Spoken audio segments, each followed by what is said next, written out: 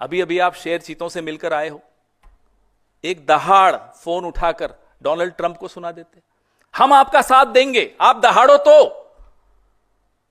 जैसे आप देश के विपक्ष पे, देश के मीडिया पर, देश की सिविल सोसाइटी पर, अपने कैबिनेट कोलीग्स पर, लाल कृष्ण आडवाणी पर, मुरली मनोहर जोशी पर दहाड़ते हो, उसकी आधी दहाड़ डोनाल्ड ट्रंप को सुना देते। हम आपके साथ खड़े होंगे, हम आपको यह वादा कर सकते हैं, बस इतना बता दो कि आप क्या सिर्फ घर पर ही शेर बने हुए या बाहर भी कुछ। नमस्कार साथियों, एक वीडियो पहले आपको दिखा दें, फिर शुरू करें। हाँ, वो डाल देंगे। हाँ, ready. India charges us massive tariffs, massive. You can't even sell anything into India. It's almost restrictive. It is restrictive. You know, we do very little business inside. They've agreed, by the way, they want to cut their tariffs way down now because somebody's finally exposing them for what they've done. मैंने भारत की पोल खोल दी है, इसलिए अब वो अपने tariff कम करने को मान गए हैं। ये डोनाल्ड ट्रंप ने अभी से कुछ घंटों पहले, जब हम और आप सो रहे थे, तब कहा।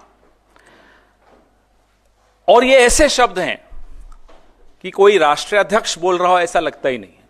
ये ऐसे लगता है कि कोई ऐसा व्यक्ति बोल रहा है जिसने भारत की बाजू मरोड़ ली, धमकाया और अपनी बात मनवाने को मजबूर कर दिया। डोनाल्ड ट्रंप ये भारत के लिए कह रहे हैं। सुबह से, जब से हम उठे, जब से ये शब्द हमने देखे, सुने, ये वीडियो जब से सुना, मन को बहुत दुख हुआ। ये आज से कुछ दिनों पहले, कुछ हफ्तों पहले, जब प्रधानमंत्री वहां गए और मंच पर दोनों इकट्ठे बैठे थे, प्रधानमंत्री की मौजूदगी में जिस तरह से हमें धमकाया जा रहा था, रेसिप्रोकल टैरिफ की बात की जा रही थी, भैया प्लीज आवाज बंद कर दो प्लीज, रेसिप्रोकल टैरिफ की बात की जा रही थी, ब्रिक्स मर चुका है, यह प्रधानमंत्री की मौजूदगी में बोला जा रहा था, और प्रधानमंत्री का हवाई जहाज भारत लौटा, उसके कुछ घंटों बाद बेड़ियों में जकड़े हुए एक हवाई जहाज हमारे निर्वासित भारतीयों का अमृतसर में उतरा, कुछ घंटों बाद। तो अपमान देश का होता है, प्रधानमंत्री का नहीं होता।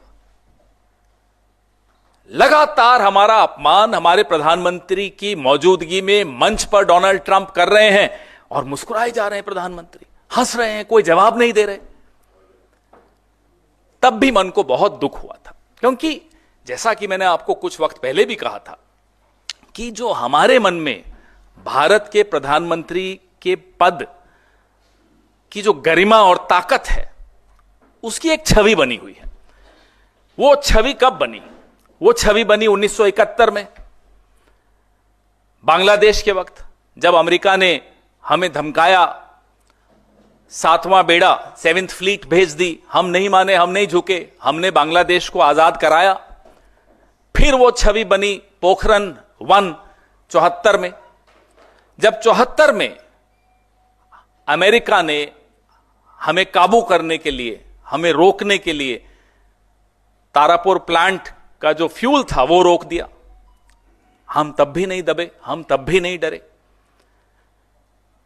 आप कहेंगे मैं सिर्फ कांग्रेस के उदाहरण दे रहा हूं, चलिए पोखरण 2, अटल जी थे सर प्रधानमंत्री, तब भी हमें डराया धमकाया, सैंक्शंस की बात हुई, हम नहीं डरे। आज हिंदुस्तान के प्रधानमंत्री की छवि, उस पद की छवि की हालत क्यों हो गई? यह सवाल हम सबको पूछना चाहिए कि पीयूष गोयल ट्रेड नेगोशिएशन करने वहां हैं अमेरिका में, अमेरिका की धरती पर अभी भारत का एक महत्वपूर्ण मंत्री महत्वपूर्ण बात करने गया हुआ है, और अमेरिका का राष्ट्रपति यूं इस तरह के शब्दों से अपमानित करते हुए भारत को घोषणा कर रहा है कि भारत टैरिफ कम करने को मान गया। हमें नहीं मालूम, सरकार की तरफ से कोई अधिकृत कोई घोषणा नहीं हुई, हमें नहीं मालूम हुआ क्या, पीयूष गोयल से किसने किसी क्या बात की, किस बारे में बात की, हमें नहीं मालूम, न विपक्ष को मालूम, न मीडिया को मालूम, न देश को मालूम, न कैबिनेट को मालूम। किस तरह की सरकार है? और गुस्सा इसलिए है कि सरकारें आती रहती हैं, जाती रहती हैं, जो छवि बनती है भारत के प्रधानमंत्री के पद की, उसके साथ खिलवाड़ कोई भी करे वो अपराध है, वो अपराध माफ करने योग्य नहीं हो सकता।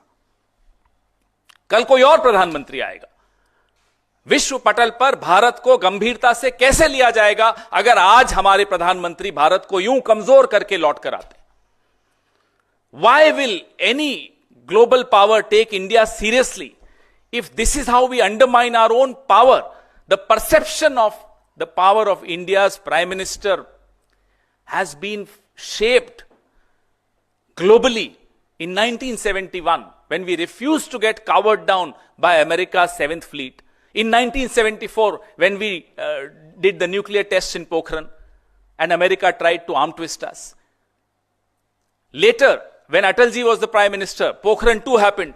Again they tried to arm twist her. We did not get bogged down. We did not get covered down. Why did we allow President Trump to continue insulting India in the presence of the Prime Minister a few weeks ago? Nepal जैसा देश, वहां के निर्वासित जब लौट कर आते हैं तो बेड़ियों में जकड़े हुए नहीं होते। हम इतना बड़ा देश, इतना बड़ा बाजार, चलिए बाजार ही मान लें कुछ वक्त के लिए, बाजार की एक ताकत है, कंजम्पशन एक ताकत होती है, उसके बाद हम सरेंडर कर रहे हैं, नाम नरेंद्र काम सरेंडर। यह कैसे चल सकता है? जब ये प्रधानमंत्री बने थे, देश में ये शेर बनते हैं, दहाड़ते हैं, हम पर दहाड़ते हैं, बाहर जाते हैं मालूम पड़ जाता है ये तो मिट्टी का शेर है। तो ये मिट्टी का शेर देश का प्रधानमंत्री है, कोई बात नहीं, देश ने चुना है, मान लेते हैं, लेकिन देश की छवि के साथ खिलवाड़ करने का काम मिट्टी के शेर को हम नहीं दे सकते, ये हम नहीं करने देंगे। और ब्रिक्स का अपमान आपके सामने हुआ। दिक्कत क्या है? पूरे विश्व को समझ में आ गया और ये हमारे लिए बहुत नुकसान की बात है। अरे साहब, ट्रंप मोदी जी से गले मिल रहे थे, वो तस्वीरें वायरल करो। उधर तो मोदी जी से ट्रंप गले मिल रहे हैं, इधर हमारी अर्थव्यवस्था का गला काट रहे हैं, उसमें किसी को कोई दिक्कत नहीं। प्रधानमंत्री की छवि देश के आर्थिक हितों से बढ़कर अगर आप दिखाएंगे और देखेंगे तो यही होगा जो आज हो रहा है। आपकी छवि महत्वपूर्ण नहीं है, देश के हित महत्वपूर्ण है। कनाडा, मेक्सिको, ये लोग खुलकर बुलंद आवाज में ट्रंप को जवाब दे रहे हैं, ट्रंप से सवाल पूछ रहे हैं, ट्रंप को मजबूर कर रहे हैं कि वो उनके खिलाफ टैरिफ्स का जो निर्णय है वो 1 महीना मुलतवी कर लेता है, पोस्टपोन कर लेता है। हम फोन उठा के क्या बात भी नहीं कर सकते? हाउडी क्या था वो, हाउडी मोदी, अब की बार ट्रंप सरकार। इतने अच्छे आपके रिश्ते, आप दम भरते हैं उन रिश्तों का। आखिर कारण क्या है कि प्रधानमंत्री मोदी और विदेश मंत्री एस जयशंकर और अब पीयूष गोयल, ये लोग एक डर के, एक खौफ के साए में क्यों बात करते हैं जब अमेरिका से बात करते हैं? हमारे एमएसएमईज, इस देश का लघु उद्योग, सबसे बड़ी चोट इन टैरिफ्स की हमारे एमएसएमईज को पड़ेगी, इनके दोस्तों को नहीं पड़ेगी जो इनके क्रोनी कैपिटलिस्ट दोस्त हैं। हमें यह समझना है कि आज ये डर क्यों है हमारे प्रधानमंत्री के मन में अमेरिका को लेकर। किस बात से डरते हैं देश के प्रधानमंत्री अमेरिका से, जब कनाडा नहीं डर रहा, मेक्सिको नहीं डर रहा, नेपाल तक नहीं डर रहा, भारत डर रहा है? कारण तो बताइए। क्योंकि 60,000 करोड़ का नुकसान सालाना हमारे को इस निर्णय से होगा। अगर यह निर्णय लिया जा चुका है तो हमें नहीं मालूम, पीयूष गोयल ने हमें नहीं बताया, देश को नहीं बताया, मोदी जी ने देश को नहीं संबोधित किया, पिछले पार्लियामेंट में भी कोई स्टेटमेंट नहीं आया। तो हमें नहीं मालूम कि चुप्पी क्यों है। हम जवाब क्यों नहीं देते? और अमेरिका भी एक गलतफहमी में है। जो बड़ी बड़ी ब्रांड्स, आप पेप्सी देख लीजिए, पिज्जा, बर्गर, अलग अलग ब्रांड्स आप जो देखते हैं, ये माइक्रोसॉफ्ट, गूगल, ये सब अमेरिकन कंपनीज हैं जो भारत के बाजार में हैं, लाभ उठा रही हैं। अगर आप एक विकसित देश हैं, आपकी कंपनियां यहां बाजार हमारे में आकर दुकान खोल रही हैं, तो हम भी एक विकासशील देश हैं, हम भी अपने हितों की रक्षा करेंगे। ठीक है, आज आपको हमारी कमजोर लग रही है सरकार, इसका मतलब थोड़ी कि हमारा देश कमजोर है, हमारा बाजार कमजोर है, हमारा एमएसएमई सेक्टर कमजोर है, ऐसा नहीं है। हिंदुस्तान की ताकत आपने 71 में भी देखी, जब हम वाकई एक कमजोर देश थे, 74 में देखी, कई बार देखी। आज ऐसा क्या हो गया साहब कि इतने ट्रिलियन की इकोनॉमी, विश्व गुरु, फलाना ठिकाना, और ये हालत। तो ये अब मोदी जी को सोचना पड़ेगा कि 150 करोड़ लोगों को इस देश की सरकार ने क्या निर्णय लिया टैरिफ्स को लेकर, वो डोनाल्ड ट्रंप से पता चले। क्या ये उचित है? ये मोदी जी को सोचना होगा। मोदी जी को यह भी सोचना होगा कि इन 150 करोड़ लोगों के आर्थिक हितों की रक्षा कोई डोनाल्ड ट्रंप थोड़े करेगा, वो तो आप ही को करनी है। वोट लेकर आप प्रधानमंत्री बने हो। You are the custodian of the economic interests of these 150 crore people of India. Nobody else will come to rescue you if you are expecting that. और एक जिम्मेदार विपक्ष की हैसियत से भारत सरकार अगर कोई जवाबी कार्रवाई करती है, कोई माकूल जवाब देती है, कोई मजबूत स्टैंड लेती है, हम विपक्ष की हैसियत से उसके साथ खड़े हुए दिखेंगे। अभी अभी आप शेर चीतों से मिलकर आए हो, एक दहाड़ फोन उठाकर डोनाल्ड ट्रंप को सुना देते, हम आपका साथ देंगे, आप दहाड़ो तो। जैसे आप देश के विपक्ष पे, देश के मीडिया पर, देश की सिविल सोसाइटी पर, अपने कैबिनेट कोलीग्स पर, लालकृष्ण आडवाणी पर, मुरली मनोहर जोशी पर दहाड़ते हो, उसकी आधी दहाड़ डोनाल्ड ट्रंप को सुना देते। हम आपके साथ खड़े होंगे, हम आपको यह वादा कर सकते हैं। बस इतना बता दो कि आप क्या सिर्फ घर पर ही शेर बने हुए या बाहर भी कुछ दिखाओगे? आपके सवाल। क्या सवाल है सर कांग्रेस पार्टी के इस पूरे मसले पर सरकार से? क्योंकि आधिकारिक तौर पर कल भी इस मसले पर विदेश मंत्रालय की तरफ से कहा गया था। आपने खुद कहा कि आधिकारिक तौर पर सरकार ने कोई जानकारी नहीं दी है, ट्रंप के भाषण को अपने आधार बनाया।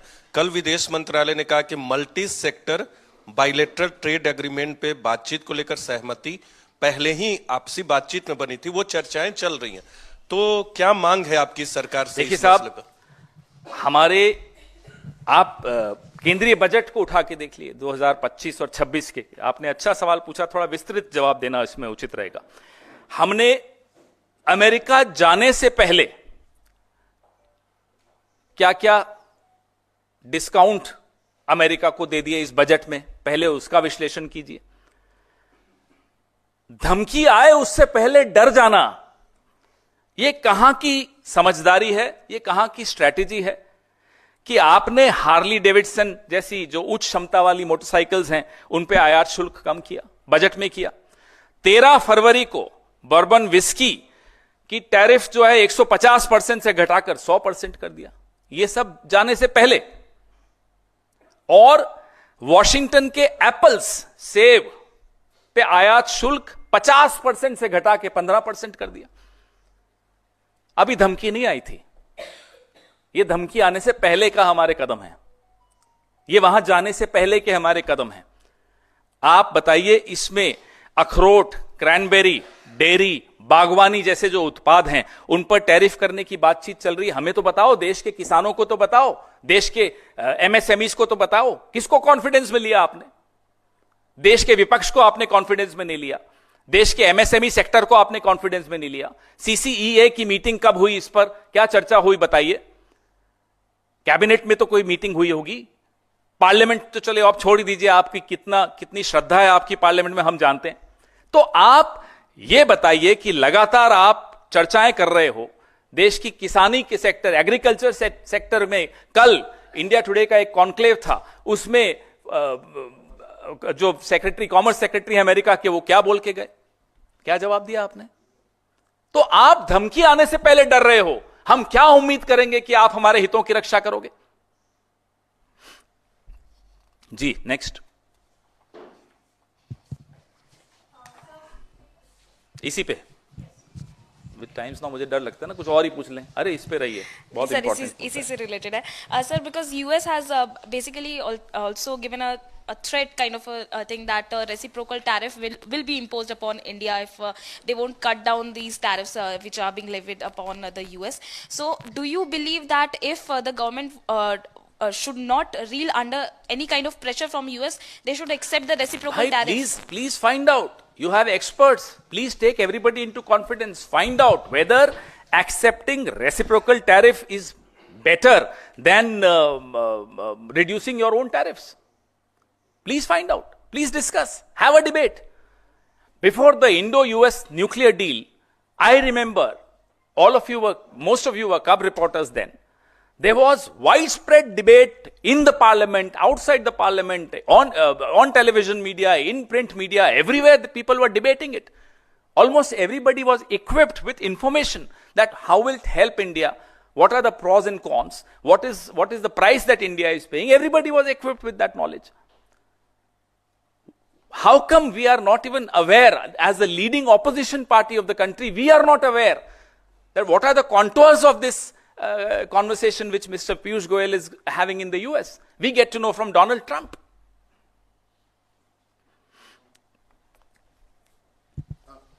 पवन जी एक पहले इसी पे गुजरात बाद में।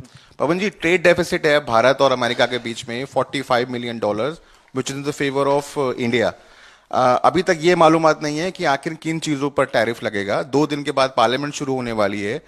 Can we expect a leader of opposition seeking intervention and leading the charge on this issue? We are talking to you. We will talk on every platform. We'll ask these questions on every available platform.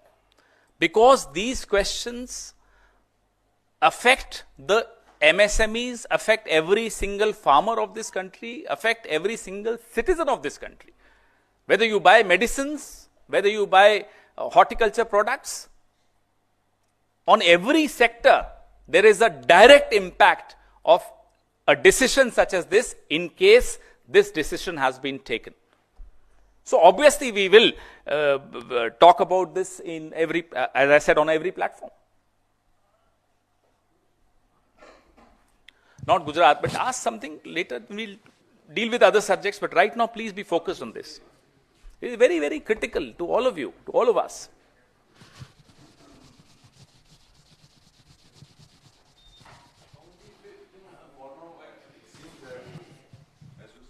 Knows what exactly has been done with this decision.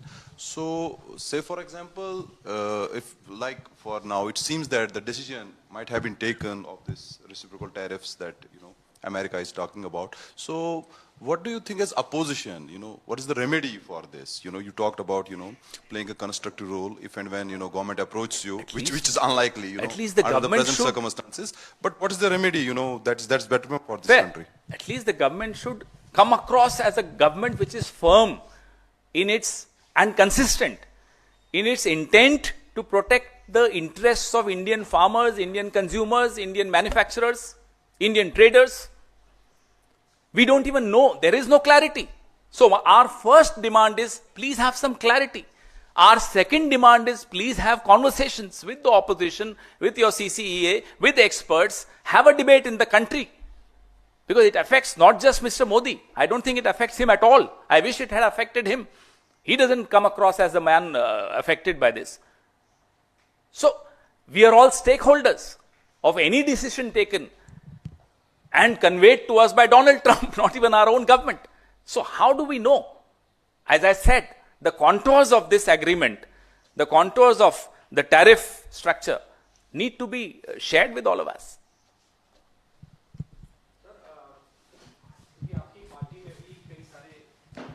जानकार हैं जो इस issue को समझते हैं, क्या आप लोग इंटरनल कोई मीटिंग करेंगे और कोई जॉइंट स्टेटमेंट? सब चर्चाएं हमारी चल रही हैं लगातार। अब जब मैं भी आपके सामने बैठा हूं तो सब जानकारों से चर्चा करने के बाद ही बैठे हैं हम लोग।